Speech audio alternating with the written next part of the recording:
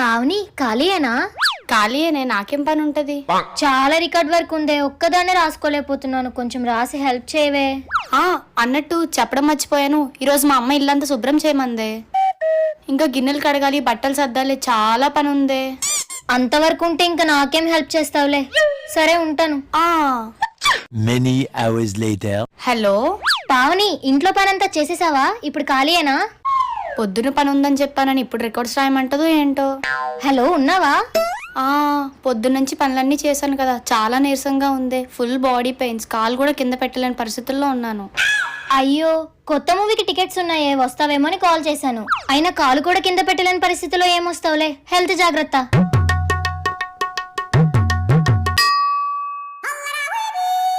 బాలేదన్నావు, movie అన్నావు.